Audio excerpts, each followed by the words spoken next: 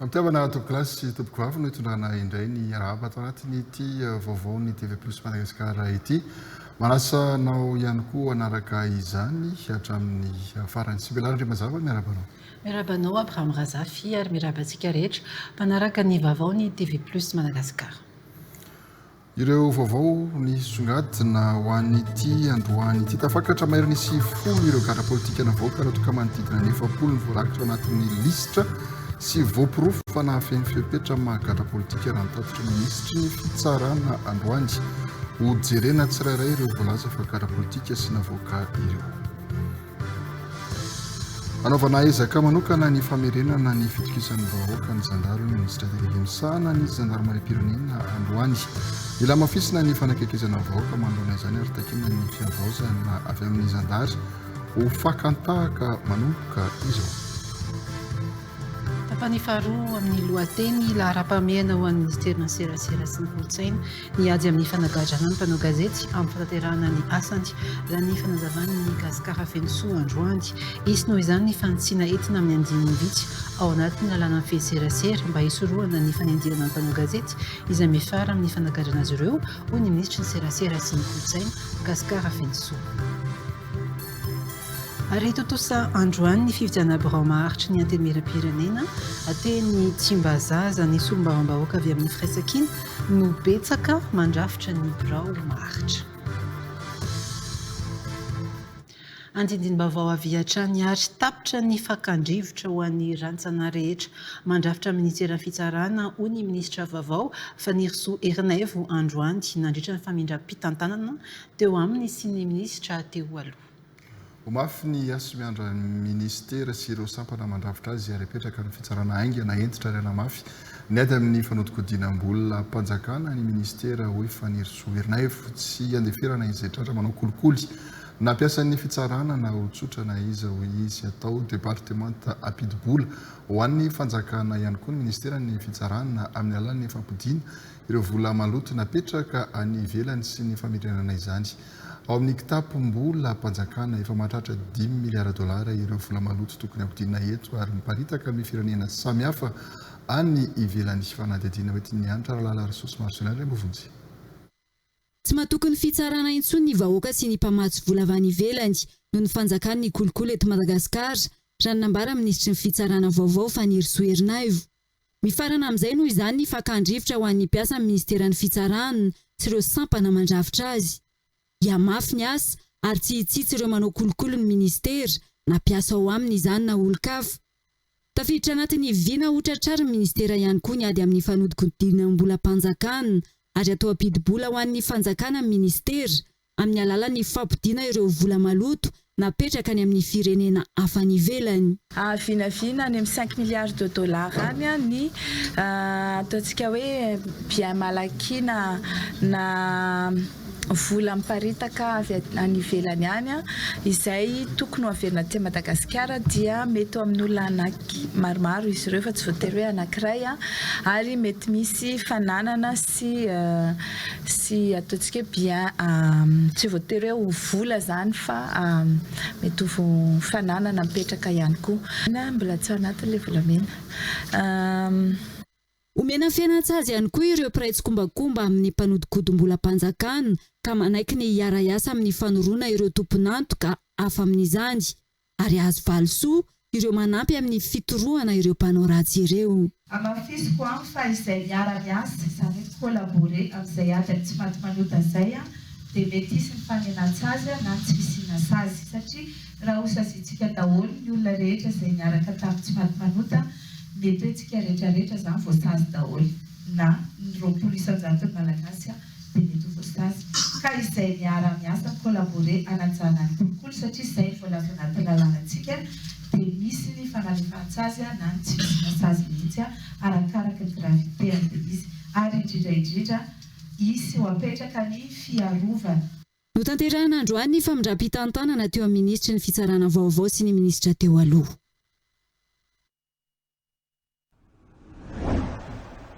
Maheriny sy folo ireo gadra politika navoaka raha toa ka 700 eo ny voarakitra atao anatin'ny lisitra sy voapirofo na fempefepetra amagadra politika raha nitatitra ny ministry ny fitsarana androany. hojerena tsiraray ireo voalaza fa gadra politika sy navoaka ireo hoy ny ministra Fanirso Ernaivo andraisana fepetra ireo izay tsy mahafeno ireo fepetra mahagadra politika ary hosazina ihany koa ireo tompon'antoka tamin'ny famoahana azy ireo raha ny fanambarany ny ministra mikasika ny raharaha Mamo Ravatomanga indray nambarany ministra fa manana 10 andro ny ministera andrafetana antotan-taratasy mavesatra mikasika azy ary toy amam-bolana maro ny fanadihadiana noho ny avesatra ny fiampangana azy. Andra Larso, Marcelin Andriambovontsy.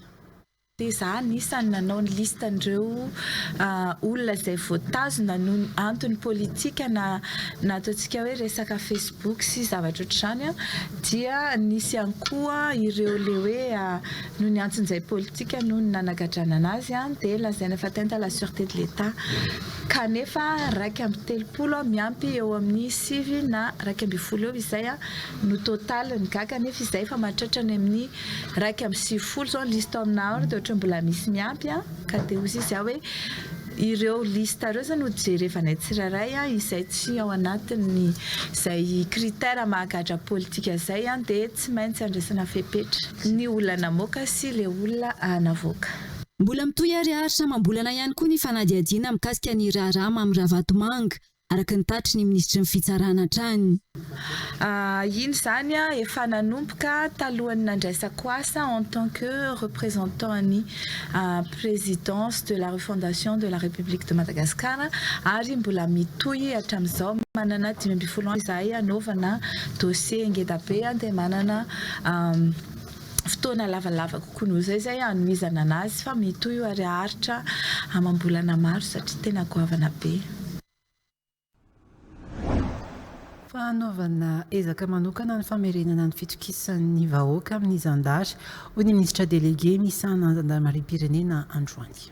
Mila mafisana ny fanakekizana ny vahoaka manoloana izany ary takiana ihany koa ny fanavozana amin'ireo zandary sy ho fakantahaka manomboka izao hanamafy ny fanadiovana anatiny ady amin'ny kolokolo ihany koa ny endrin'ny rehetra ny Gendarmerie-Pirenena ao anatin'izao fanavozana hoentina eto amin'ny firenena izao ny laza ihany koa ny ministra délégué misahana ny Gendarmerie-Pirenena fa efa fisokafana sy fiarah-miasa amin'ny hery fiarovana rehetra eo anivon'ny FDS dia mpanjariana ny fandriampahalemana eto Madagasikara. Mamitena ilay amin'olona sy Omegara ny Evzone.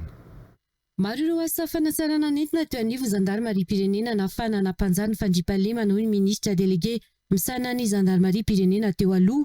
Anisan'ny nafana nanatanteraka izany ny fanomezana ministera manokana ho an'ny Gendarmerie-Pirenena nanomboka ny taona 2024 paikady iray nafana nanamafy ny ady amin'ny tsy fandriampahalemana tamin'ny faritra maro izany. Nanamafy araka izany ny ministra délégué misahana ny Gendarmerie-Pirenena vaovao fa hotohizana ireo tetikasa teo aloha izay nanamafy ny fametrahana ny fandriampahalemana eto Madagasikara. Misy anefa ireo toromarika ampiarina izay natao mifanandrifa amin'ireo andriana napetraky ny fitondrana amin'izao fotoana izao. Fihavao zany tsirairay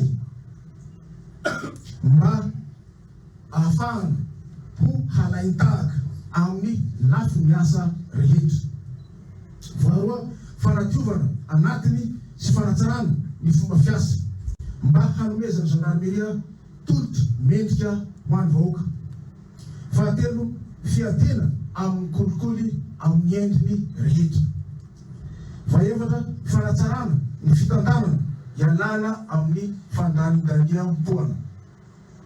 Fahadimy, fampiasana araka ny tokony ho izy ny fitaovam-panjakana rehetra izay napetraka amin'ny Gendarmerie nasionale. Fahaenina, fanohizana ireo tetikasa sy foto-drafitrasa izay efa natomboka. Fahafito, fanamafisana ny fatotra mampifandray ny Gendarmerie amin'ireo heverovana sy filaminana. Fahavalo sy farany ambony fa dia izy fanakekezana hatrany ny vahoaka sy famerenana amin'ny toerany sahaza ho an'ny Gendarmerie. Nanamafy hatrany tokony hantanterana ny asa anatin'ny fananjana ny fitsipika sy ny lalàna misy eo anivon'ny Gendarmerie-Pirenena nandritra ny famindram-pitantanana teo ny ministra délégué teo aloha sy ny ministra vaovao. Lara-pamiana ao amin'ny ministeran'ny serasera sy ny kolotsaina ny ady amin'ny fanagadrana ny mpanao gazety amin'ny fanatanterahana ny asany rany sy fanazavana androany. Isy noho izany ny fanitsiana entina amin'ny anjin'ny vitsy ao anatin'ny lalàna mife ny serasera isorohana ny fanenjehana ny mpanao gazety izay miafara amin'ny fanagadrana azy ireo fomba fanao teo aloha ny famadiadiana ireo ataony anenjehana ireo mpanao gazety hoelika iombonana izay mitarika hatrany amin'ny fanagadrana ireo mpanao gazety. Nilaza ihany koa ny ministera ny serasera sy ny kolotsaina androany fa isy ny fitsiriana atao amin'ireo fahazondalana ampiasain'ireo aina aman-jery amin'izao fotoana izao. Ajanona avokoa ireo hita fa tsy ara-dalàna mandritra ny fitsiriana izay tafiditra anatin'ny fanadiovana ny tontolon'ny aina aman-jery eto Madagasikara. Ankoatr'izay ho an'ny lafin'ny kolotsaina tanjon'ny ministera ny hamaritra andro tokana iombona ny malagasy rehetra hankalazana ny taom-baovao malagasy izay ho andro tsy fiasana kanefa andraisa karama. Mampitendrembolona Omekarana Evjana. Anisan'ny olana hatramin'izay teto Madagasikara ny fanenjehana ireo mpanao gazety samy torokana manao faneho-kevitra manao itoy ireo mpitondra. Tonga hatramin'ny fanagadrana ireo mpanao gazety mihitsy izany na dia mazava azy fa ny asa maha-mpanao gazety ny ataony hoy ny ministra serasera sy ny kolotsaina antony anaovana laharam-pahamehana ny fanitsiana amin'ny andiny ny vitsy ao anatin'ny lalàna feny serasera mba hisorohana ny fanenjehana ny mpanao gazety manao ny asany. Izay mifeha ny asa fanaovana gazety. Misy artikela kely tsy maintsy hojerentsika kely ao izay ny code de communication mety aty fahitantsika ohatra zany zao le dépénalisation ny mpanao gazety zany raha ohatra ka tena hoe délit de presse le izy dia na dia le vola ary lafo be le vola tsy tavavoaka. Faharoa mila miaro ny mpanao gazety sika mba tsy hoe noho ny faneho-kevitra na ny vaovao izay navokany no ampigadrana azy. Tafiditra anatin'ny asa ao atao ministera ihany koa ny fanadiovana ny sehatry ny serasera amin'ny ankabeny. Anisan'izany ny fitsiriana atao mahakasika ny fahazondalana ampiasain'ireo aina aman-jery amin'izao fotoana izao. Tena nao karazana audit kely mihitsy tsika amin'ny resaka lisansa rehetra ho an'ny radio sy ny télé rehetra izany manerana Madagasikara ho verenana ho jerena daholo. Io moa normalement amin'io misy lalàna tokony misy appel d'offre dia io na avy aty aminay izay ataontsika hoe ao anatin'ny fanavaozana androany na ny avy amin'ny teo aloha niza zany ka tsy manaraka ny fipetra aloha dia miara-janona daholo izy aloha. Nilaza ihany koa ny ministra ny serasera fa isy ny fanavaozana hoentina mahakasika ny karatra mampanao gazety. Efa misy fivoarana lehibe amin'ny sehatry ny serasera izay tsy maintsy andiniana ireo endrika asa fanaovan gazety samihafa. Ho an'ny sehatry ny kolotsaina kosa indray ankoatra ny famahana ny olana misy eo amin'ny omda sy ny mpanao sarimihetsika ho jerena manokana ny mikasika ny taom-baovao malagasy. Mba ho daty ray ny taom-baovao malagasy mba andro sy fiasana nefa nadraisan-karama mitovy amin'ny taom-baovao sinoa sy ireo rehetrarehetra ireo mba faniriko ho tafiditra anatin'ny calendrier-ny politika mpanjakana mihitsy zany. Notanterana androany fa mindrapa-efana teo ministra ny serasera sy ny kolotsaina teo aloha Maravola Amranto Dona sy ny ministra vaovao Gaspard Fenso. Fanisan'ny fototry ny tolona teto amin'ny firenena ny olana irandro izay miankina be dia be amin'ny tontolo iainana hoy ministra vaovao manisy manana Mikael tsy maintsy miroso avy hatrany amin'ny asan'ny ministera raha ny fanazavana satria efa sasamiandry ny vahoaka nanambara ny fahafapony sy tamin'ny ezaka vitan'ny mpiasa ny ministera amin'ny famerenana ny asan'ny ministera tontolo iainana kosa ny ministra teo aloha Max Fontaine Andonirina Anjaka Andriamahery. Manana anjara toerana lehibe amin'ny fampandrosoana ny firenena ny tontolo iainana. Miankina amin'ny tontolo iainana avokoa ny asa famokarana rehetra hoy ny ministra ny tontolo iainana sy fampandrosoana Lovanjavy teo aloha ny ministra Max Fontaine Andonirina. Noho ny ezaka ny arahana tamin'ny mpiara-miasa rehetra eo anivon'ny ministera dia tafapetraka tamin'ny toerana tokony hisy azy sy ny asiny ny ministera hoy izy. Afaka mireare isika ny mpiara-miasa rehetra eto anivon'ity ministera ity. Tadidiko foana fa hoe ny tenentsika dia hoe tsy maintsy averintsika amin'ny toerana maizazy ty ministera ty ary mino hoe tratra izay tanjona izay. Tsy hoe ny ministra moa ny mahatonga an'izany fa ny vondroniera ny mpiara-miasa rehetra eto anivon'ity ministera ty no nahatonga an'izany. Isan'ny fototry ny olana teto amin'ny firenena ny olana irano izay miankina be da be amin'ny tontolo iainana hoy kosa ny ministra ny tontolo iainana sy ny fampandrosoana Lovanjavy vaovao manisy manana Rafany Mesantsou Mikael. Tsy maintsy miroso avy hatrany amin'ny asan'ny ministera raha ny fanazavany satria efa sasa miandry ny vahoaka. Teny afaka lazaiko aloha androany dia misokatra izay amin'ny fifampiresana dia ny araka izay hoe re fondation moa ny atao eto mbola isy ny drafitra rehetrarehetra ifampiresana satria tsika ato efa fantatra hoe be da be koa ny revendication tsika misy ny revendication anatina refondation dia alolo tsika miresaka zavatra tsy teny programme aloha androany fa mbola misy ny fifampiresana ato antsika fa nefa kosa tsika tonga dia miasa tsika satria fantatsika tsara ny tanety any efa mafy be zay zao vao avy any atsimo any na avy any atsimo niakatra aty fa ny ambanivohitra be any dia ny tanety efa mafy mila miasa tsika ahoana ny anatsihan'izany dia mampanantenanareo rehetrarehetra ny birao koa dia mandray ny rehetrarehetra dia nafirinareo tonga eo dia raisiko daholo. Ny tanderan'androany ny famindrapitanana teo anivon'ny ministera ny tontolo iainana sy ny fandrosoana Lovainjavy. Fa entitra amin'ny fanaraha-maso ny vidin'entana eny an-tsena sy ny fidiran'ny entana landaty ny ministra ny varotra vaovao Aingotina Michela Angèle ary nisaotra ny GNZ ihany koa ny tena n'izay angatsina nahitana ny zavatra nisy nahitana fanovana eto amin'ny firenena tsy maintsy ho hita ny fanovana eo anivon'ny ministera ny varotra raha nambara ny ministra ny varotra sy ny fanjifana vaovao Sorabarjona Fiatrahandre Mananjara. Nosaraina ny ministera ny varotra sy ny indostria satria lasa nozaraina dia ny ministera ny varotra sy ny fanjifana izay Aingotina Michela Angèle no hitantana ity departement ity manomboka izao.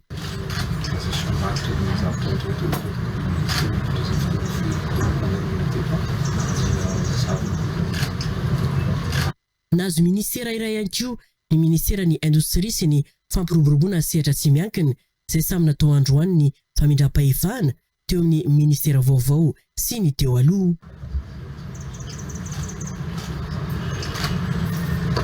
Laza ny ministra ny varotra vaovao fanao ezaka rehetra amezana ny vidin'entana ny ministera ary tsinjo ny mpanjifa manoloana ny fidirany entana landaty eto Madagasikara. Nakasitraka ny GNZ ihany koa izy izay angadina nanana sy vinahitana ny fanovana teto amin'ny firenena. Ny asan'ny ministera ny varotra sy ny fanjifana dia mivantana ary miampaika tanteraka amin'ny famaliana ny filan'ny filantsika mpanjifa zany ao anatin'izany ny famerana ny fitanganan'ny vidin'entana ny fisian'ny entana ilain'ny mponina amin'ny andavanandro ka izany dia tokony hipetraka amin'ny vidin-drariny sy tokony ho izy ka tsy hisy ny fanararaotana ary andraisana fepetra eto izao ireo mpandraraha rehetra izay ny manjika ny lalàna ka mampidi-doza na koa tsy manaja ny zony mpanjifa izay. Efa teknisiana teo anivon'ny ministera ny varotra ary efa nitana andraikitra teo anivon'ity departement ity ny ministra ny varotra sy ny fanjifana Aingotina Michela Angèle.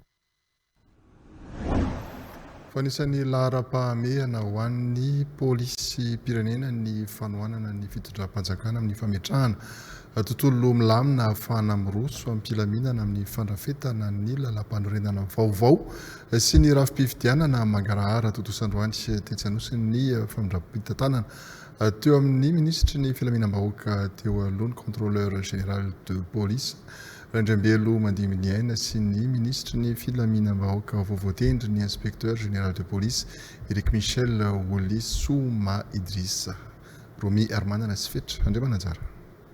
Hitady vahaolana faranzengana amin'ny resaka sy fandriam-pahalemana ny eo anivon'ny pôlisy pirenena paindohan-draharaha ho azy ireo ihany koa ny fanohanana amin'ny fitondram-panjakana amin'ny fametrahana tontolo milamina ahafahana miroso ampilaminana ahafatrafetana ny lampanorenana vaovao sy ny rafi-pifidianana mangarahara. Amin'izany ny fitadiavam-bahaolana faran'izay aingana mikasika ireo sehatra tena mahakasika ny tena maharary ny vahoaka ka anisany tafiditra ao anatin'izany ny fandriam-pahalemana sy ny fanohanana ny fanjakana amin'ny fametrahana tolotolo ny mpandraraha misy filaminana sy voaro.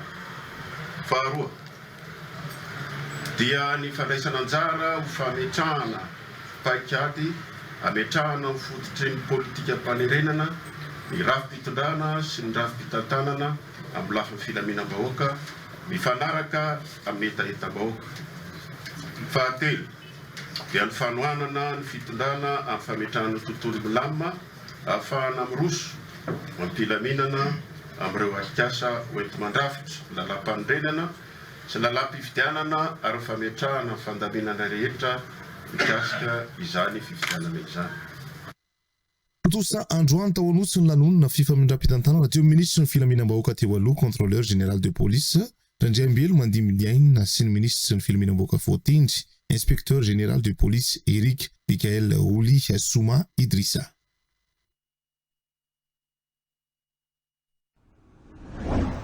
Fa nisesesy ny famindram-pitantanana teo anivon'ireo ministera samihafa androany ka teo arahantsika ao anatin'ireto tapatapany ireto ireo nisongadina androany ireo.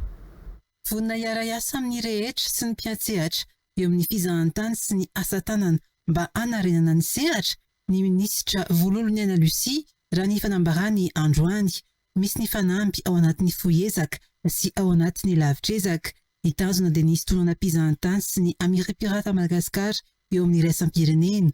Totosa androany ny fifamindram-pitantanana teo ministry ny fizahantany teo aloha Viviane Dewa sy ministry ny fizahantany sy ny asa tanana vaovao Vololoniana Lucie izay vonina iara-iasa amin'ny rehetra sy ny mpiantsehatra rehetra. Tombotsoa pirenena ary ny fandraisana anjarany rehetra. Manantena amin'ny fiara-miasa manam-pahefana rehetra, ny amin'ny sehatra tsy miankina, ny mpanao asa tanana, ny mpandraharaha ary ny mpitaridia mba androso miaraka isika raha sitrakareo amin'ny firaisan-kina sy fahatokisana tanteraka. Manentana ny rehetra avy amin'ny sehatra rehetra iara-iasa isika, hifanampy isika ary hifampitondra ho tombotsoan'izao firenena malagasy izao. Miantso koa amin'ny fampifanarahana sy fanamafisana ny asa atao amin'ny fanajana ny rafitra sy ny tombotsoany daholobe. Andao sika iara-iasa. Atao mifanaraka amin'ny fanavaozana takia ny fitondrana fa indrindra miainga amin'ny filany vahoaka na amin'ny sehatra miankina amin'ny fanjakana na amin'ny sehatra tsy miankina ny asa ho atao ministerany asa, ny fampananana asa ary ny asa mpanjakana. Anisan'ny lara-pamiana amin'izany ny sehatra ny fampananana asa ho an'ny tanora izay miainga amin'ny famolavolana ny politika ho fampananana asa hoy ny ministra. Ho tohizana ihany koa raha nambara ny fitsirian'ireo mpiasa mpanjakana tsy tena izy. Nilaza nitondra ny traikefa ny amam-panaramaso ny asa matiana fa indrindra tamin'ireo andraikitra maro no sahany teo anivon'ny ministerany asa, ny fampananana asa ary ny asa mpanjakana ho fanatsarana ny tontolon'ny asa eto Madagasikara moa ny ministra vaovao Florence Watina Betilion androany nandritra ny fandraisan'ny toerana maha-ministra azy teny amin'ny 7 hektara. Lara-pahamiana izay andraikita ministère dia ny création d'emploi pour les jeunes. Mariana moa fa tsy mamorona asa directement ny ministère fa manao mamolavola ny politika ahafahana sy manamora ny fampananana asa ho an'ny tanora miaraka amin'ireo mpiara-monina miaraka amin'ireo partenaire rehetrarehetra izay misehatra ao amin'io sehatra ny asa io. Totosa-androany ny famindram-pahefana teo amin'ny ministra teo aloha sy ny professeur Ravony Manatsoa Mandavi ministra vao misahana ny fampianarana ambony sy ny fikelohana ara-tsiansa. Fivana izay ao anatin'ny fotoana manandanja ho an'ny sehatra ny fampianarana ambony amin'ny firenena, maro ny fanampy izay andraikitra miandry ny ministera amin'izao. Nandritra ny famindram-pahefana dia nisaotra ireo mpiara-miasa tamin'ny ministra teo aloha noho ny fiaramitana sy ny ezaka natao tamin'ny fanatanterahana ny asa. Nanambara kosa ny professeur Ravony Manatsoa Mandavi fa vonina tanteraka iroso amin'ny asa satria hoy izy betsaka ny andraikitra miandry ka tsy ho lavaka bary fa iroso amin'ny asa avy hatrany. Nanamafy ny ministra vaovao fa ilaina ny fiaraha-miasa akaiky amin'ireo mpampianatra mpikaroka ny mpianatra mba hanatsarana kalitao ny fampianarana ambony eto Madagasikara. Io zany dia andraikitra nomena tsy lava resaka amin'ny zavatra rehetrarehetra atao fa misaja lehibe miandry araka ny ministra teo hoe mafimafy ilay asa dia midatrikadratra izany fa tsy kabarina atao eto. Dia misaotra amin'ny namana rehetrarehetra avy politika izany anampy satria izay tenen'ny ministra teo dia fily izy dia misaotra antsika rehetrarehetra koa anampy satria ny tsy vitan'olona tokana ty asa ty. Misaotra tompoko. Nanambaram-pahibe masy ny fialany ao anatin'ny tontolo politika nanomboka androany Inaina Andrea Tsitohaina, ministry ny fanajariana ny tany teo aloha. Nandritry ny famindram-pitantanany teo aminy sy ny generaly Livsan René de Roland, ministry ny fanajariana ny tany vaovao. Namariparitra ny asa maika amin'ny departementany kosa ny ministra vaovao. Niverina ny ministera ny atany ihany koa isa-pandraraha fitsinjara-pahefana manomboka izao raha niaraka tamin'ny ministera ny fanajariana ny tany zany teo aloha.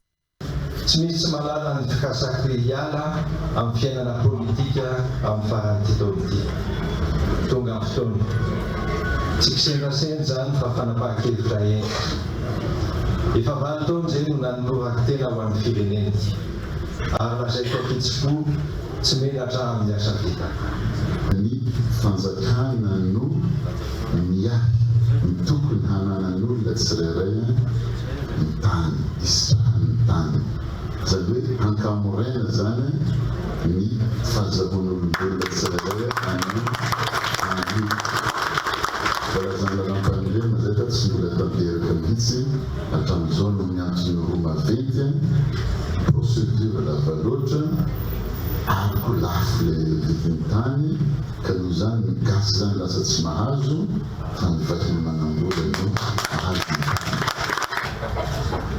aty ministera ny fananantany ny tany razana ny zararoa tany dia razana zany hoe atsika aloha zany ny tany zay vao ny hafaka zay zany tena politika mavety tsy maintsy ho tanterantsika. Vonina hiatrika ny fanamby amin'ny olan'ny famatsiana herinaratra ny ministry ny angovo vaovao Doris Niandro Ralitera hoy izy androany manome tokizy fa hanao ny ezaka rehetra amin'ny fikarohana vahaolana amin'ny olan'ny famatsiana herinaratra. Mamelay tena nareo raha tokony amin'ny français le izy c'est difficile mais ce n'est pas impossible. Rehefa miresaka fantafa tamin'ny filohan'ny fanavozana republika andriamato prime ministre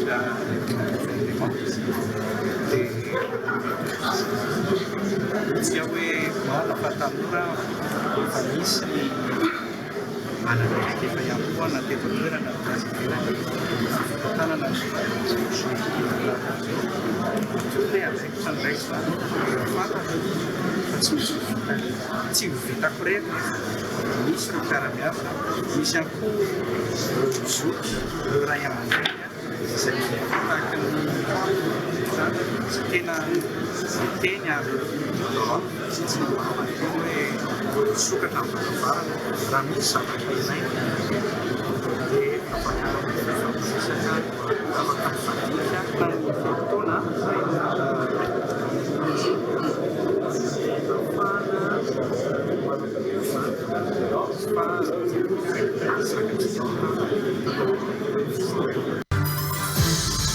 tsy fandalinandro amin'ny ady hevitra sy tondra makaiza itsony izao fa fotoana ny fiasana avy hatrany amin'ny fanatanterahana ireo fangatahany tanora izay mba hipaka amin'ny vahoaka ny fampandrosoana ny ministry ny atitany sy ny fitsinjaram-pahefana vaovao. Fotoana izao anohizana ireo tetikasa lehibe tsy nety tanteraka hoy hatrany ity farany. Ny fotoana angambany zao tena hoe eo tsika tena hoe amikitso-po tanteraka andao hiaraka ampandroso amin'ireny tetikasa zay ngeda be ary antony raha iny aorana biometrika iny zao dia tena atao hoe fototra iangan'ny fampandrosoana firenena mihitsy iny miainga avy amin'iny daholo ny zavatra rehetrarehetra nefa no ny antony maro samihafa dia somary ohatran'ny tarazodrazoka le izy dia zay moa ny toromarika hoe ataovy zay mampandeha an'io. Zava-dehibe ny fiverenany fitsinjaram-pahefana amin'ny ministerany atitany ary mitaky asa goavana izany hoy ny ministry ny atitany teo aloha. Nahafaly azy ihany koa ny fandraisan'ny ministra vaovao ny toerany satria olona efa tao amin'ny ministerany atitany ihany ity farany nahita ny fampandehana andrara rehetra hoy hatrany izy. Ankehitriny dia faly ny tenako satria voalohany indrindra dia olona tato anatin'ny ministerany atitany ihany no hitondra n'izany ministerany atitany sy ny fitsinjaram-pahefana izany. Faly ihany koa ny tenako satria iverina ato amintsika indray ilay fitsinjaram-pahefana misy olona tato amintsika izay ataontsika hoe pied d'appui sy pied de repère amin'ny fitondrana ity ministerany atitany ity. Notanterahina androany ny famindrampita-tanana teo amin'ny ministry ny atitany teo aloha sy ny ministry ny atitany sy ny fitsinjaram-pahefana vaovao.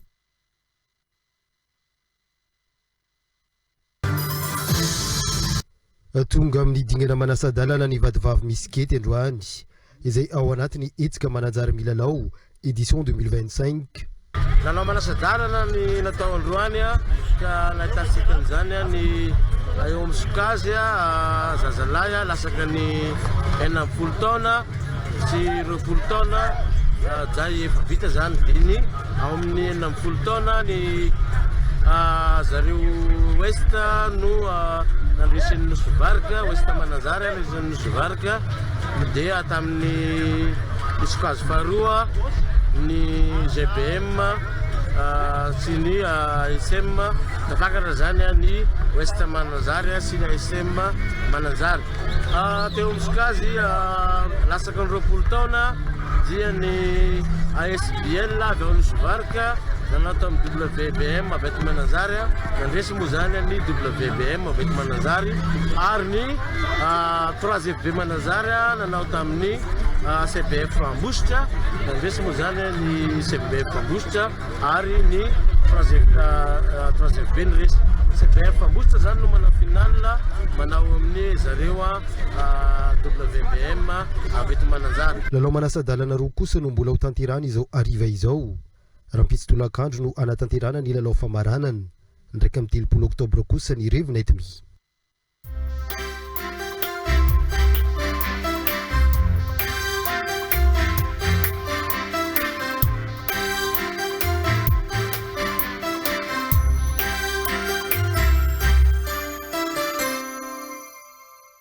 Vahiny fandarana manokana eto amin'ny TV Plus Madagasikara ny alakamisy 30 oktobra 2024 aorian'ny fotoan'ny fampalambavao amin'ny fiteny malagasy. Vishnu Ledelsing avy amin'ny VR Canada Immigration. On fait une entreprise, on est en train de travailler ensemble, donc c'est sûr il y a un frais. Mais ce que j'ai dit, c'est qu'il faut le prendre comme un investissement. Donc, et pour moi, moi-même étant un immigrant, 15 ans de cela, pour moi, c'est le meilleur investissement que j'ai pu faire dans ma vie. Donc, j'ai fait un investissement pour moi, mon avenir, l'avenir de mes enfants et ma famille. Donc, c'est pour ça que je dis, c'est le meilleur investissement. Et chez VA Canada, ce qu'on fait, c'est on vous donne une facilité de paiement, genre. Donc, les paiements sont échelonnés à chaque étape. Donc, ce n'est pas comme si vous devez payer tout dès le début. Donc, c'est dans différentes phases, vous payez différents montants. Et c'est ça. Puis l'argent investi aujourd'hui, là, c'est votre stabilité de demain. Ritish Timandou, avec l'UFR Canada Immigration. Cet événement, et on veut être là encore.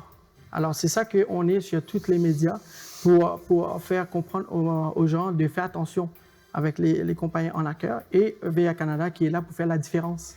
Alors, on veut être là encore, on veut être le numéro 1 en Afrique, on veut représenter vraiment le Canada et aider tout le monde à bien établir au Canada. Parce qu'on sait que c'est difficile de payer un gros montant et être en accueil. Alors, nous, on veut faire la différence. Alors, comme Vishnu a dit, il y a pas mal beaucoup qui sont là, qui est capable d'aller vérifier les sites web, TikTok, et écoute, on va être de retour, c'est sûr.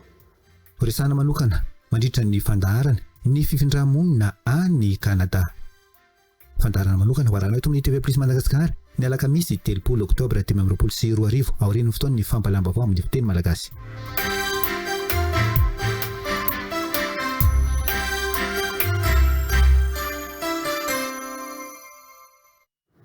Ny fifindramonina ny Canada no resahana mandritra ny fandarana manokana izay horantsika.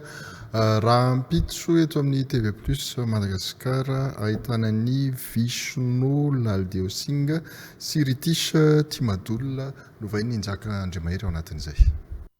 Favotendro ministra vavao ireo londoany avy amin'ny mpanohitra ny filoha teo aloha Rajoelina raha tsy nisy tafaverina tao anatin'ny gouvernemanta vavao ireo ministra teo aloha raha ny firafitry ny gouvernemanta vavao anisan'ny votendry ministra ireo mitarika sy nanetsika ny fihetsiketsehana 20 septambra lasa teo toa ny Volonena Lucie izay ministra ny fizahantany sy ny asa tanana amin'izao sy Gaskara Fenso ministra ny serasera ankehitriny nandrasany maro mpanarabavao ihany koa ny fanendrena ho ministra ny fitsarana ny faniriso Ernève ho andraikitra vavao sy manokana mihitsy no nanendrena ny maître Antra Razafmanatsoa ho ministra mpanjakana eo anivon'ny fiadidina repoblika misahana ny fanavoazana izay misy mpanjakana tokana ao anatin'ny gouvernemanta lahara-pamehan'ny gouvernemanta vaovao ny fampisitrahana ny angovo sy rano sotro madio ny vahoaka mitodika amin'ireo ministra voakasika araka izany ny masony mpanara vaovao mitondra izay fandalinana izay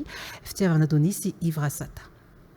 Liditra ho mpikambany gouvernemanta sy nandre ny asan'ny ofisialy avy hatrany ireo ministra voatendry manomboka izao nanamarika izany ny famindram-pahefana ny CCS teo amin'ireo ministra teo aloha sy ny ministra vaovao androany ihany.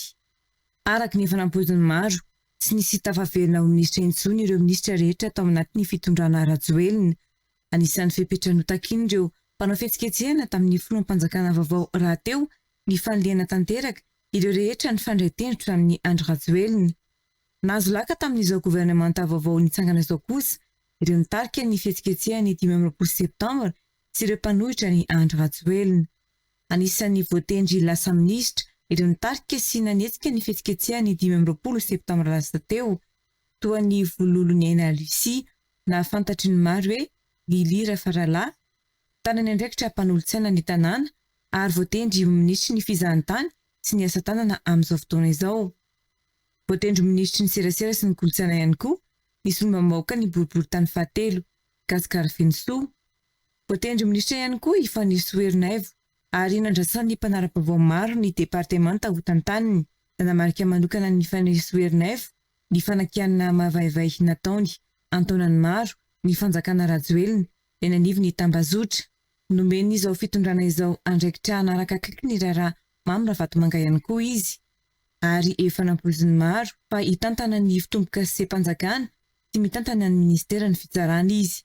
Mipetraka ho tantara ny tarika ny fandreseny ny fihetsiketsehana ny antomboka ny 15 septambra lasa teo ihany koa ny fidirana ansetry ny général de division Wilson René de Roland tao anatin'ny raharaha niaraka tamin'ny Kapsat ka nitarika tamin'ny fahazona ny 13 Mey.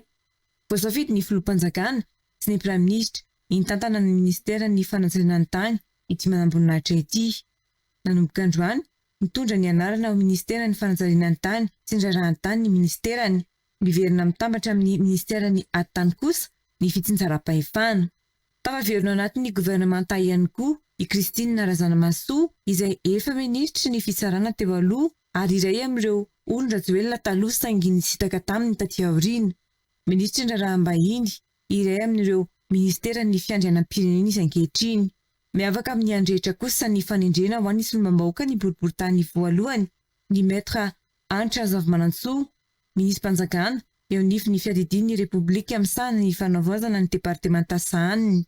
Fanavaozana ny lalantsaina mibaiko sy hitondrana ity fanjakana vaovao aorin'ny colonel Mikael Andrininaty ka ny ministra mpanjakana Antra Zavimanantsoa no anakina ny filoam-panjakana izany asa izany. Endrika politika ny antoko-tiako Madagasikara naorin'ny filoha teo aloha Marc Ravalomanana izay mpifanandrina ara-politika amin'ny Andry Rajoelina hatramin'izay ny maître Antra Zavimanantsoa. Taorian'ny fanendrena ireo mpikambana gouvernemanta Omaly niditra avy hatrany tamin'ny filan-kevitry ny ministra voalohany izy ireo. Nofaritany ny filoham-panjakana avy hatrany ireo laharam-pahamehana miisa 4 hitondran'izy ireo ny asany avy dia ny fisitrahany rehetra ny angovo, ny fisitrahany rehetra ny rano sotro madio sy fahadiovana, ny fisitrahany rehetra ny fanabeazana tsara kalitao sy mendrika, ny famoronana asa ho an'ny tanora, ny fiaramientana ho an'ny fanavaozana. Laharam-pahamehana ny gouvernemanta vaovao voalohany ny fikarohana vahaolana amin'ny fampisitrahana ny angovo sy ny rano sotro madio ny vahoaka. Nainga any amin'ireo ihany koa ny fihetsiketsehana ka nampiongana ny fitondrana teo aloha. Mitodika amin'ireo ministra voakasika izany araka izany masony mpanara-baovao i Ralter Nyando Juris no ministra ny angovo ny ankoranafo amin'izao fotoana izao, raha ny docteur Razafindriniaina Minso Eliano ministra ny rano, ny fanadiovana, ny fidiovana vaovao.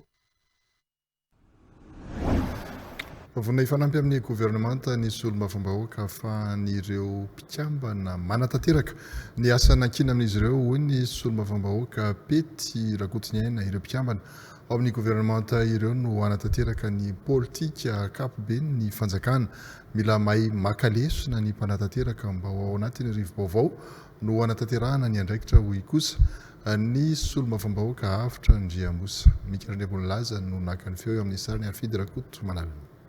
Raba ny fisanganan'ny gouvernemanta ary mirary soa amin'ny andraikitra hita ho tena lehibe makadiry hatrehiny zaho aloha tsy dia misy zavatra firy ambarako fa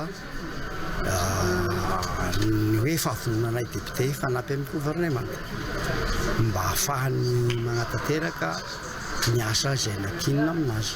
Marina fa ny fahatsorana entina eto amin'ny firenena dia tokony lesona ho an'ny tolona raikitra rehetra eto amin'ny fanjakana na aty an-drenivohitra na ambanivohitra izay mesazy ampitain'ny filoham-panjakana izay ka ho an'ny mpanatanteraka izay taritan'ny prime ministre Rajoy Narvelo dia ahaka lesona izy amin'ny zavatra izay nataony teo aloha mba tsy hiverenana intsony fa mba zava-baovao rivo-baovao no entina manatanteraka ny andraikitra eto amin'ny tany sy ny firenena. Fa mankasitraka ny fanendrena ramatoa antrinaina Elise Karena ministra ny fanabeazam-pirenena ireo fianakaviam-ben'ny mpampianatra amin'ny faritra raha ny fanambaran'izy ireo androany mahafantatra tsara ny etaeta sy ny olonan'ireo mpampianatra izy satria efa nisehatra tamin'ny sehatry ny fampianarana sy ny tana andraikitra teo anivon'izany ministera izany sy ny araba sy nankahery ary mirary azy havitany andraikitra sahany mba hamaly ny etaetan'ny vahoaka raha ny fanazavan'izy ireo hatrany TV+ mananjary. Mpanabe ary efa nisehatra sy ny lomano atao anatin'ny sehatry ny fanabeazany ary efa nitazona andraikitra teo anivon'izany ministera izany ny ministry ny fanabeazam-pirenena vaovao Ramatoa Antrinaina Karena mahafantatra tsara ny etaeta sy ny olon'ireo mpampianatra araka izany ny tenany hoy ny fanambarana nataon'ireo fianakaviam-ben'ny mpampianatra sy mpanabe ato amin'ny faritra Vadivavy no sady ny arahaba azy amin'izao fitokisana napetraky ny filoham-panjakana ankehitriny azy izao tamin'ny fanendrena azy ho ministry ny fanabeazam-pirenena nankahery azy amin'ny fitantanana ity ministera ity ihany koa izy ireo androany. Ramatoa ministra dia ankoatra ny parcours izay nianarana tany ivelany teto Madagasikara dia mpampianatra ary nitany anankiray tan-dakilasy izy raha sy resaka fotsiny izany zao hoe efa prof de français tany Betutsik izy ary rehefa aveo moa izy dia tantana ihany koa chef de service tao amin'ny ministera tamin'ny 2002 zany ilazana fa mpampianatra mahafantatra tsara ny ataonsika hoe etaeta mahafantatra tsara fahavesarana ny asa fanabeazana ny fitakina izay nataony namana iray Madagasikara dia heniny fitondram-panjakana ary heniny ramatoa ministra. Manantena araka izany izy ireo fa hanao laharam-pahamena ny fanatanterana ny etetan'ireo mpampianatra sy ny fanatsarana hatrany ny kalitaon'ny fanabeazana ny ministra vaovao. Manohana an'izany ary manantena fanovana izay tarihiny amin'ny ministera ho tombosoan'ny mpampianatra manerana ny nosy. Mino sy matoky izahay ramatoa ministra fa isan'ny laharam-pahamehana ny fanatanterahana ny etaetan'ny mpampianatra ary ady ho tombosoa imbonana amin'ny fanasarana ny kalitaon'ny fanabeazana. Ny ministra Antrinaina Karena moa dia zanaky ny faritra Vadivavy. Fa ho any amin'ny antenimieram-pirenena isika amin'ny ity vaovao manaraka ity nanjakan'ny antoko tim sy ny firaisan-kina avokoa ny toerana amin'ny bromaritry ny antenimieram-pirenena tao ireny ny fivitsianana izay natao io hariva io teny Tsimbazaza ny solombavambahoaka n'Antananarivo fahadimy fetra Ralambonzafimbololona no landy ho filoha-hevitra ho an'ny faritanin'Antananarivo ny solombavambahoaka n'Ambatondra Zaka Fidèle Razarapiera no filoha-hevitra ho an'ny faritanin'ny Tomasina ary na Andriamasinoro solombavambahoaka n'Antananarivo faefatra no kestiora voalohany ary Mamiaja Charlot solombavambahoaka ny Mananjary no kestiora fahatelo ary ny solombavambahoaka n'Atsimondrano Voanginirina Bertine no mpampakateny faharoa samy ao amin'ny antoko tim sy firaisan-kina avokoa izy ireo mbola tsy nisy nandray kosa ny filoha-hevitra fahafito izay natokana ho an'ny mpanohitra eo anivon'ny antenimieram-pirenena Zora Parzona fetra Andre Mananjara. Solombavambahoaka telo amin'ny telopolo amin'ny zato no nanatsabato nandritra ny fifidianana izy eo mpikamana ao amin'ny bromaritry ny antenimieram-pirenena androany rehefa tsy tanteraka intelo ny fifidianana taoriny latsabato miafina dia toy izao ny vokatry ny fifidianana lano filoha-hevitry ny antenimieram-pirenena ho an'ny faritanin'Antananarivo ny solombavambahoaka n'Antananarivo fadimy fetra Ralambonzafimbololona ao amin'ny faritanin'ny Mahajanga lano filoha-hevitra Afakandro Christian solombavambahoaka ny Mahajanga lano filoha-hevitry ny antenimieram-pirenena ho an'ny faritanin'ny Venaratsoa Andrianjanahary fanomezatsoa izay solomavambahoaka lany tao amin'ny distrika ny Manandrina. Ho an'ny faritany Joliary dia lany ho filoham-hevitry ny antenimieram-pirenena i Marco Tsarady solomavambahoaka Nampany. Lany ho filoham-hevitry ny antenimieram-pirenena ho an'ny faritany Tomasina Fidèle Larazarapiera solomavambahoaka Nambatondrazaka ary lany ho filoham-hevitry ny faritany Nantsiranana ny solomavambahoaka Nantsiranana Gora Réglage. Ho an'ny kestiora kosa dia lany ho kestiora voalohany Irina Andriamasinoro izay lany tao amin'ny boriboritany voalohany. Kestiora faharoa ny solomavambahoaka Rakotoarisoa Johnny solomavambahoaka Nambohitra Atrimo. Ny kestiora fahatelo Mamiadza Charlot solomavambahoaka ny Mananjary. Lany ho papakateny voalohany kosa ny solomavambahoaka ny Manora Coutson Hubert. Lany ho papakateny faharoa ny solomavambahoaka na Tsimndrano voan'ny Irina Bertine. Mbola tsy nisy nandray kosa ny filoham-hevitra fahafito izay natokana ho an'ny mpanohitra.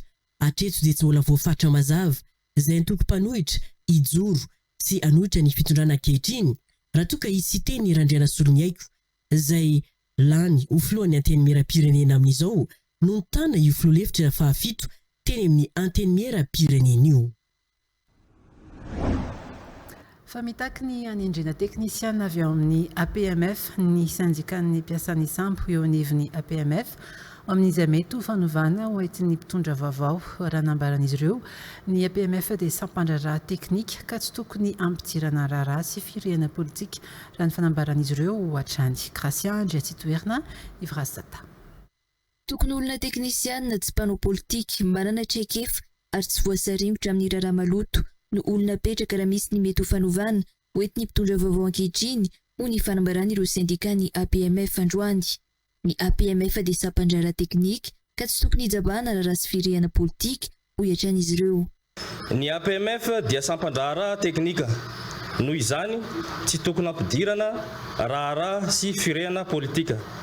Faharoa, ho amin'izay mety ho fanovana ho entin'ny mpitondra ankehitriny takianay ny fanendrena teknisiana avy ato anivon'ny APMF irery ihany. Fahatelo, tsara ho marina fa tokony olona teknisiana tsy mpanao politika manana traikefa tsy manana olana amin'ny mpiara-miasa ato anatiny sy ireo izaze tsy voasaringotra ihany koa amin'ny raharaha maloto ary indrindra nahazo ny fankatoavan'ny sindika izany olona izany mba hisoroana ny olana rehetra izay mety hitranga any aoriana. Mangataka fiaonana amin'ny ministera ny fitaterana sy ny famantarana ny toetry ny andro vaovao ny SIPAM ahafahana miady hevitra sy mandroso vahaolana avy hatrany manoloana ireo olana sedra ny APMF ankehitriny. Nanamafy izy ireo favonina hiara-iasa amin'ny fitondram-panjakana mba hatongavana any amin'ny tena fanavaozana marina. Manambahiny ny vaovao izao alina izao dia ny médecin général de brigade Miandry Soritsa Mikael, cardiologue, DGA ny CNSOA tsy amin'ny akavanana koa tsy ny médecin neurologue CHU tsy Befela Tanana dia ny docteur Rasonjatova Emile Sanchal neurochirurgien chef de service neurochirurgie etsy amin'ny CHU Achira maître de conférence faculté de médecine amin'ny université Antananarivo ao anatin'ny fankalazana ny andro iraisam-pirenena iadina amin'ny AVC sika na ny fahatapahan'ny lalan-dranga ny fahafantaran'ny besin'ny maro anazy inona moa zany no antsoina hoe AVC na ny fahatapahan'ny lalan-dranga. Ny fahatapahana lalan-drà zany ny AVC io fanafoezateny le AVC accident vasculaire cérébral. Ain'ny malagasy hoe tapaka lalan-drà zany misy ny tsentsina dia misy ny vaky fa izy anankiroa ireo samy mahatonga fahasimbany ny atodo daholo mahatonga ny olona halemy. Mety hoe tsy afaka miteny le olona anankiray mety hoe tsy afaka manetsika ny ilam-batany na koa hoe tsy afaka malemy ny ilan'ny tarehany. Ao anatina fotoana fohy nitrangandreo ary lavana ny fitsaboana haingana. Zay ny atao hoe AVC. Ahoana mety ho fisehoan'ny izay AVC na fahatapahana lalan-drà zany? Ny fisehoany zany dia matetika ohatran'izay lazaiko izay teo hoe na le olona anankiray tampoka dia tsy afaka mihetsika na tsy afaka miteny na tsy afaka manao fihetsehana. dia izay fahainganan'ny fitranga zay a no tokony ataitra zany hoe voan'ny AVC ny olona ray. Hoe inona ny tena antony mahatonga an'izay aretina izay satria miaina anatin'ny stress ny ankabeazan'ny malagasy amin'izao fotoana izao, inona mety hoe antony mahatonga ny AVC io? Io AVC io a dia ny ankabeazan'ny fotoana dia ny tosidra avo a tsy voakarakara, eo ihany koa ny diabeta, ny reo antony rehetra izay mahatonga lalandra ho simba, ary mety ihany koa vongan-dra avy any amin'ny fo avy any no miparitaka makany amin'ny atodoha. Manao kosa ny karazana hoe fitsaboana na traitement satria matetika rehefa hoe tratra ny AVC ny olona dia matahotra hoe tsy voatsabo tsony ohatrany. Manao kosa ny amin'izao misy an'izay traitement izay ve? Ia, ny amin'izay fitsaboana izay a dia misy karazany telo angamba no azo lazaina, anankiroa amin'ireo no azo tanterahana eto Madagasikara. Ny iray voalohany aloha raha ny AVC iskemika manokana no resahana dia ny ankamaroany dia ilay antsoina hoe neuroradiologie interventionnelle izay mbola tsy misy manam-pahaizana mikasika an'izany eto Madagasikara, mbola miandry ny accréditation tsika avy any amin'ny Fédération mondiale des sociétés de neuroradiologie interventionnelle, izay vao afaka mipratike an'izany. Na dia misy ary raha clinique privé manana an'ilay appareil. Ny faharoa dia ny fitsaboana amin'ny alalan'ny fanafody mazava ho azy, fandraisana tanana ireo signa rehetrarehetra na ny tranga miseho amin'izany dia misy ny fitsaboana avy amin'ny alalan'ny fanafody. Fa ho anay manokana izay mpandray an-tanana amin'ny alalan'ny fandidiana dia misy fandidiana azo eritreretina azo atao eto Madagasikara dia ny surtout n'ilay hoe AVC hémorragique betsaka loatra raha vaingan-dra ao anatin'ilay atidohan'ilay olona dia ireny zany no avoaka ho an'izay vaingan-dra ety amin'ny partie azo lazaina hoe marivorivo na tsy dia lalina loatra na amin'ny toerana saripady dia afaka avoaka amin'ny alalan'ny fandidiana izay vaingan-dra zay. Ao ihany koa ny amin'ny hoe satria tsy inona rehefa miparitaka ao anatin'ny atidoha izay vaingan-dra zay dia mivonto ihany koa ny atidoha izay salama voaterin'ilay vaingan-dra dia miakatra ny pression na ny ao anatin'ny atidohan'ilay olombelona dia tsy ahafahany mivelona izay pression miakatra izay dia misy ny antsoina hoe cranectomie décompressive, zany hoe hanesorana ilay partie an'ilay taolan-doha dia aprimina aloha any amin'ny hodikibo any dia rehefa mihena indray afaka 3 herinandro na 2 volana eo ny atidoha izay mivonto lazaiko teo dia averina eo indray ilay taolan-doha iny. Zay ny faharoa. Fahatelo satria tsy inona ao anatin'io atidohantsika io dia misy ny antsoina hoe dobon-drano izay feno rano izay mamelona ny atidohantsika dia rehefa misy tsetsina ny raha koa ireo dobon-drano ireo dia tsy mikoriana tsara ilay rano dia mahatonga ny antsoina hoe hydrocéphalie aiguë na ny fiandronan'ny ranon-doha dia amin'izay fotoana izay afaka atao ny antsoina hoe dérivation ventriculaire externe, zany hoe avoaka ety ivelany ilay rano mihoatra ao anatin'ny atidohan'ny olona. Ireo no amin'ny alalan'ny fandidiana no azo atao eto Madagasikara. Réversible ve les dégâts terreny? Arakarany satria nambaran'ny docteur Julien teo ny fitsaboan'ny AVC dia mila atao maika urgence. Raha tratra ao anatin'ny 4 ora ka hatramin'ny 9 ora ao arinan'ny ilay signa ny fandraisana tanana azy na ny fandidiana na ilay fanaovana ny hoe thrombectomie dia azo antenaina fa vitsy ny complication na moramora kokoa. Fa matetika ety amintsika efa 24 heures, 2 andro aorinany na 2 andro akoriny ara vao tonga any amin'ny hôpital ilay olona dia amin'izay fotoana izay une fois simba ilay silany atidoha dia tsy miverina intsony fa misy ny takaitra izay aterana. Mba atahotra iny mieritreritra zany ino zany ny atao mba hisoroana tsy hatratra n'izay fahatapahany lalandrana ny AVC izay? Ia, faly miarahaba nareo dady dia faly miarahaba mpijery ihany koa. Docteur Miansoridja Mikael no milaza eto dia somary famatika kely nianaranay roa lahy teo. Momba ny fisorohana dia zaraiko roa satria misy ny fisorohana hoe zavatra mbola tsy nitranga dia misy indray ny fisorohana ny hoe tsy hiverena n'ilay zavatra tsony, zany hoe prévention primaire zay le anankiray dia ny anankiray prévention secondaire. Ny prévention primaire dia hoe ahoana no atao mba tsy hahatonga amin'ilay AVC.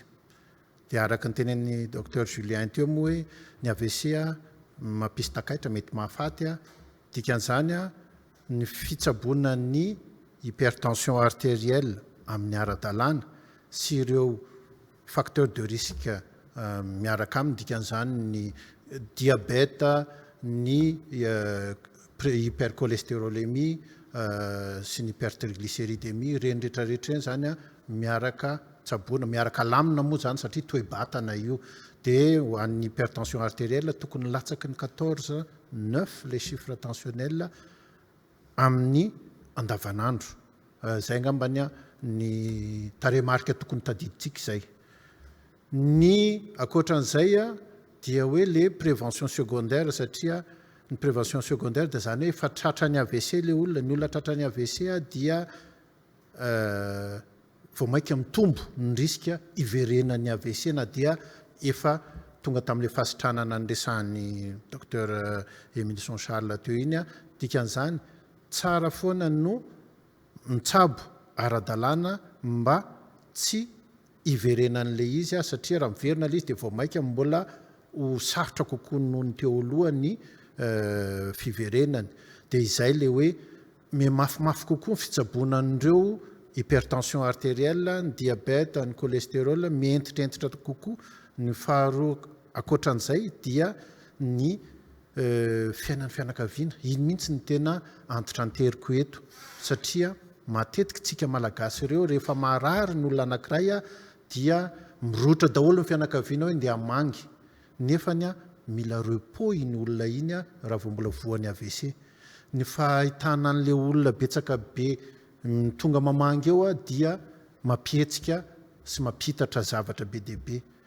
Ny fanetsehana ao anatin'ny fotoana fohy an'iny marary iny satria le marary vao mahita an'le fianakaviana tonga betsaka be eo dia tia ampiseho hoe za mbola velona na hoe za tena misy émotion be zany dia nefa nireny le zavatra fadiana reny fa mampitatra an'ilay aretina. Dikan'izany eo amin'ny une semaine 9 jours eo zany ny marary manao AVC dia tsy azo vangina. Ny garde malade rery ihany no mampianarina ny fomba fitsaboana anazy ao fa ho an'ny fianakaviana dia tsara ho tadidin'ny fianakaviana mihitsy zay. Zay angambany ny fisorohana amin'ny ankapobeny raha mbola misy fanontaniana hafa. Fantaniko farany fotsiny hoe le atairana be loatra sy le alahelo tampoka ireny ve anisan'ny tafiditra ao anatin'le mahatonga n'le le émotion tampoka. Oui, anisan'ny ny olona hypertendu satria matetika ny olona tena manao AVC tampoka dia le tension ambony be ary matetika reny le mamitaka hoe ny olona bien toléré aminazy lay chiffre tensionnel ny ambony be na teneninao ary dia hoe za dokotera fa efa zatra an'io zao nefa le vatany fa efa miezaka manohitra an'ilay izy dia amin'ny fotoana anankiray tampoka iny dia iny le tena tsy voatohitra an'le vatany intsony. Aleo ary mahita an'le olona hoe mbola vo 15 ny chiffre tensionnel dia efa marary be ny andohako na ohatran'izao reny olona reny tsy tonga amin'izay stadina AVC mihitsy satria efa maily foana ny dokotera mitsabo anazy fa le olona matetika le olona lay matoko tena be nefa ny taremarika amin'ny chiffre tensionnel ambony be tsy voatohitra amin'ny andro anankiray. Ny ary tompo dia ankasitrahana feno ianareo ny vahiny teto amin'ny fampahalalam-baovao tamin'ity andro an'ity ampatsahivina fa ao anatin'ny songadina rehefa avy eo dia hoentinay eto amin'ny TV Plus Madagasikara izay fanamariana ny journée mondiale ny AVC izay eto amin'ny TV Plus Madagasikara fa dia ankasitrahana ianareo tompoko.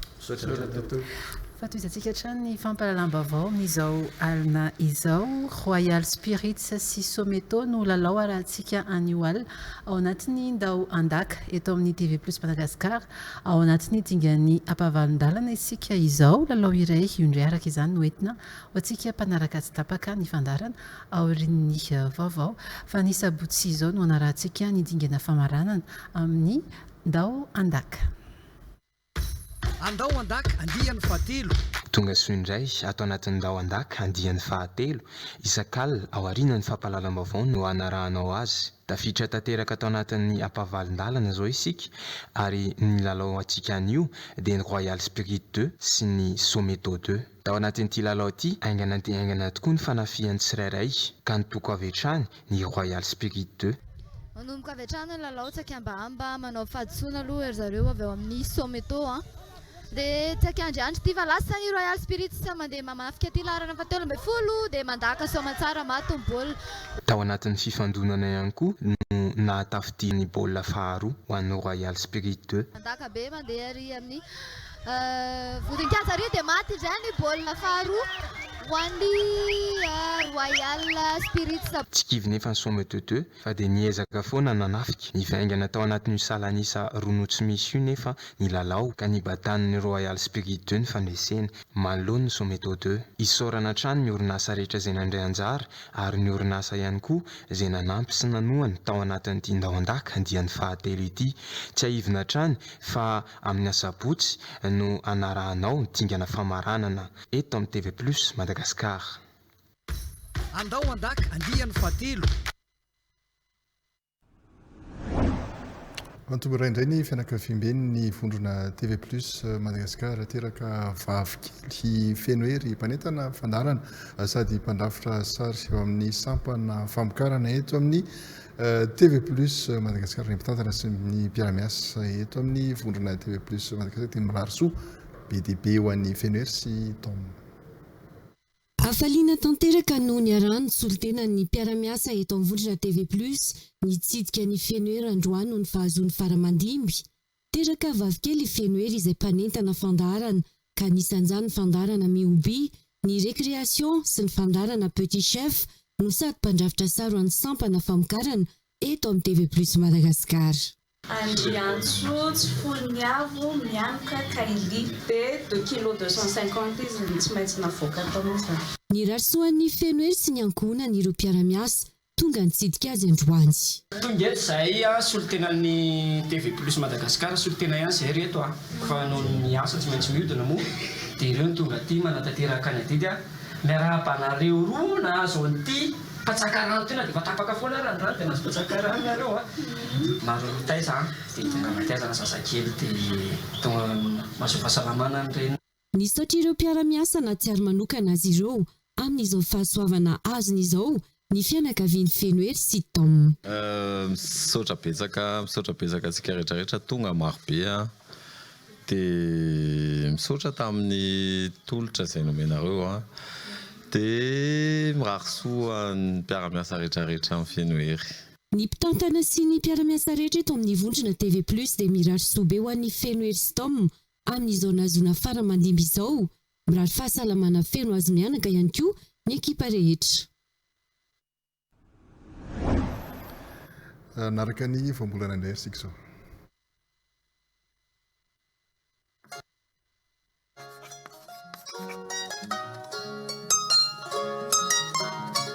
Ny tambatrosa izay indray no entina amintsika ato anatin'ny voambolana raha ny fiteny frantsay dia hoe dette izany hoe raha zavaina tsotra dia akontin'ny zavatra rehetra natao trosa voambolana izay azo ampiasaina amin'ny andavanandro ohatra ao anatin'ity fehezanteny manaraka ity efa ho aloha ny tambatrosanao raha te horosoana sakafo ianao anio rehefa izay ary no fantatsika dia azontsika malagasy ampiasaina amin'ny fiainana andavanandro iteny io rehefa miteny malagasy sarobidi ny teny malagasy ary fahaizana ny mifehy azy. TV Plus Madagascar.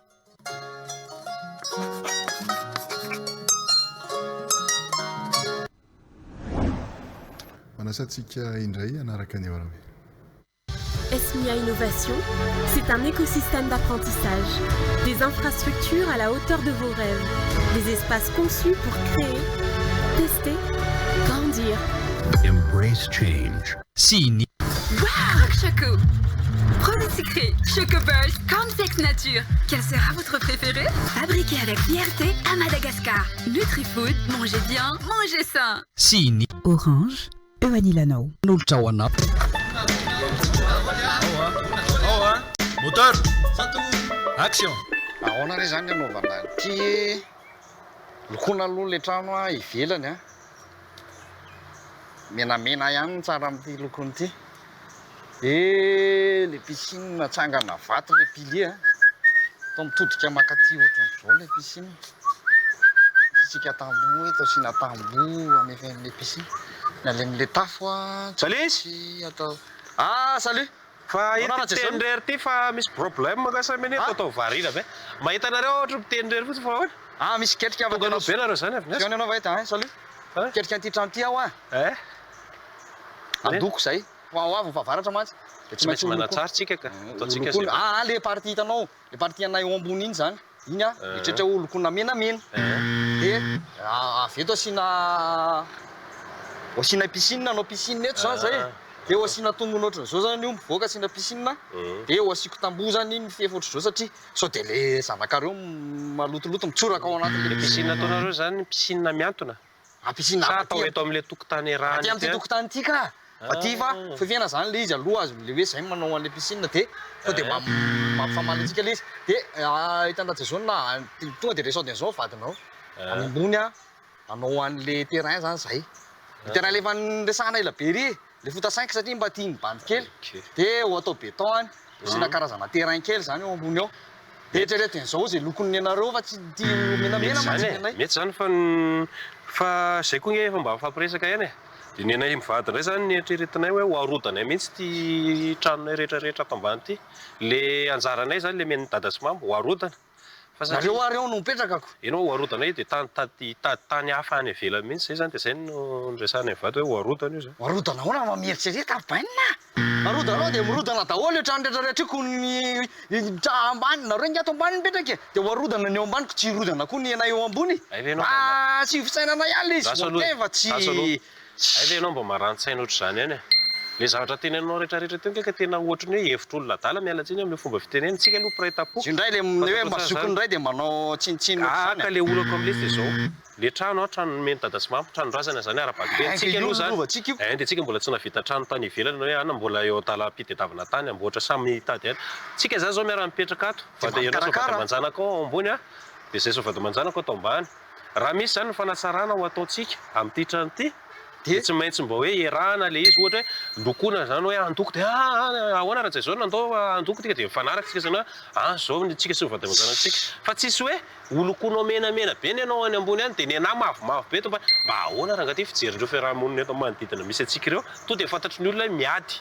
sikanareo ohatra tsy anao an'le izy de hoe anao piscine anao de ataonao tokotaka de mbola asinao tamboho matoa ny ray aman-dreny be tsy nametraka tamboho teo misy dikany fa tsy hoe anao ndray ny geste de asinao zany ve raha ngaty tena efa lasa fanilikiliana nge zany manao avana raha misy patsa mifieritreretako zany raha misy zavatra atao de alao fanaraka foana hoe misy fanatsarana fa io hijanona ho tranondrazana foana io trano eny efa zany ara ny tsy mety le eritreretra tsy androdana an'io fa manany ihany anao fotsiny e mba mamerina ny fisainanao aiza koa de izy tsy possible mihitsy zany hoe androdana an'io de hoe izy ho tranonao de ahoana iarandoko zany ve de fampiresaka tsika raha riva rehefa tonga ao ny vady aman-janako de fampiresaka tsika de vory eo tsika piraitam-po de hitatsika eo nanaovana ny anantsara anazy na izay piscine zay koa raika mba mahafinaritra le tininy ankizy de mba miaraka miketrika an'le piscine tanao za zao nanadio an'io teo tokotany tsika rehetrarehetra tsy nijery hoe aiza tokotany dalisy tsy alako ny ahatra fa ny tokotaniko ihany aive anao mandio zay fa tsy haiko ianao raha mba hanampinampy anao ka anao nalakanjo vetivety fotsiny a de apiko anao raikitra okay ny lova dia tsy tokony ho atinady fa ho fatoram-pihavanana sy fanohizana ny asindray aman-dreny ny fifanajana sy ny fihavanana no fototra iorenan'ny fandriam-pahalemana eo amin'ny fiarahamonina coupé dans la boîte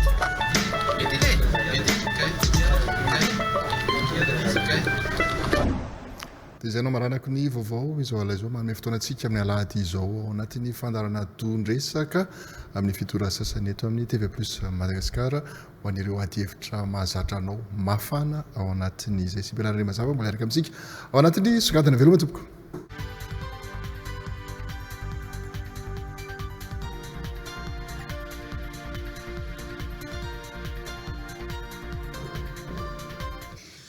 fa metanora ireo olona tratra ny AVC na fahatapahana na fahatsetsehana ny lalandra eto Madagasikara amin'izao hoy ny mpitsabo ny tsy firarahina ny aretina sy fambara samihafa toy ny tositra avo, ny diabeta sy ny maro hafa ary ny tsy fahaizana mandamina fiainana ka niteraka raharintsaina lava no anisany mampirongatra ny tahan'ny olona voan'ny AVC eto an-toerana. Raha ny fanazavan'ny mpitsabo Atrandy ahafahana misoroka ny AVC ilaina ny fanaovana fanatanjahantena, ny fampianam-batana ho an'ireo lehibe loatra ary ny fandaminana ireo aretina samihafa manamora ny AVC. Marina Androano, ny andro maneran-tany hiadiana amin'ny AVC. Antrara Larso, Marcelin Randrebovotsy. Olona voan'ny AVC na fahatapahana na fahatsetsehana lalandra avokoa no mameno ny atsasa-manila andreo marary miditra hôpitaly lehibe toy ny ao amin'ny hôpitaly Joseph Raseta Befelantanana amin'izao raha ny tatitry ny mpitsabo. Miatanora trany ihany koa ireo tratra ny titranga ity. Metanora ny olona voan'ny AVC, metanora zany eo amin'ny 20 taona eo manomboka amin'ny 20 taona miakatra ny olona voan'ny AVC. Matetika ny tena mahatonga anazy dia zarantsika roa aloha izy, misy le AVC fatapahalalandra hoe tsentsina, AVC iskemika ny fiteny anazy, dia misy ny AVC hémorragique na fahavakisana lalandra. Reo anankiroa reo ny akabeazan'ny fotoana dia tsy fikarakarana ny tositra avo sy ny diabeta ary ireo zavatra rehetra izay manimba ny lalandra. Afaka atao eto Madagasikara ny fandraisana an-tanana ireo tratran'ny AVC sy ny fanaraha-maso azy ireo. Mbola tsy sitrany eto an-toerana nefa izany. Raha eto Madagasikara aloha zany mbola tsy azo atao, tsy afaka ataontsika ny hoe manasitrana an'izany AVC zany satria raha ny tokony ho izy tokony ho tratra ao anatin'ny latsaky ny adiny 4 hitrangan'ilay fahatsetsehana lalandra no azo atao hoe mbola hiverina ho tanteraka tsara ny fandehanana raha ny anaty loha ho an'ny AVC zay. Fa raha vao mihoatra an'izay dia tsy afaka atao intsony ilay fikarakarana dia lasa tsy maintsy misy takaitra zany le olona. Ny atodoha dia tsy mba maniry ohatran'ny hoditra fa rehefa simba izy dia lavaka ny ao. Efa afaka tanterahana eto Madagasikara kosa ny fandidiana ho an'ny AVC hémorragique na ny fahavakisany lalandra. Azo atao ny mandidy ny reo antsoina hoe AVC hémorragique surtout zany hoe avoaka ilay rà manaporitra ny atidoha na misy koa no antsoina hoe esorina ny partie an'io karandoha io zany rehefa tena mivonto be loatra ilay atidoha mba ahafahan'ilay atidoha salama miaina. Ao ihany koa ny fametahana ny antsoina hoe dérivation ventriculaire externe moa filaza azy. Raha tsetsina ny fikorinan'ny rano ao anatin'ny atidoha dia mampiasa an'izay anankiray izay. Afaka miaraka izy telo reniteneniko teo ireo. Ny tahany pahavelomana sy ny tahampahafatesana dia eo amin'ny 450 isan-jato eo zany no afitra fa misy séquelle ny sasany. Manodidina ny 270 isan-jato eo kosa no indaosy ny fahafatesana. Mbola tsy misy eto an-toerana nefa fandalam-pikarakarana ny antsoina hoe neuroradiologie interventionnelle izay manala ny vaingan-drà amin'ny alalan'ny fampiasana ny katetera. Ny mahakasika ny neuroradiologie interventionnelle kosa dia mbola tsy misy eto Madagasikara io. Araka ny tenen'ny Dr Julien zay hoe ao anatin'ny fotoana fotsiny nanao resaka tanana azy adiny 4 aoriany mahavoan'ny AVC farafahatarany adiny 9 dia tsy maintsy atao zany zay fitsabony zay. Zay indray dia tsy sokafana ny loha akory na hoe fandidiana fa avy amin'ny lalana karazana catéter alefa ny anatin'ny lalandra miainga avy any amin'ny lalandra lehibe avy any amin'ny fena avy any amin'ny tanana na avy any amin'ny helika no mamonjy nylay lalandra tsetsina ny atidoha ka manala n'ilay vaingan-drà ao. Zay no antsoina hoe thrombectomie. Dia mbola tsisy an'io eto amintsika ary mbola eo ampikarakarana ihany koa ny accréditation na ny fahazahoana lalana amin'ny fanaovana an'izany tsika eto Madagasikara.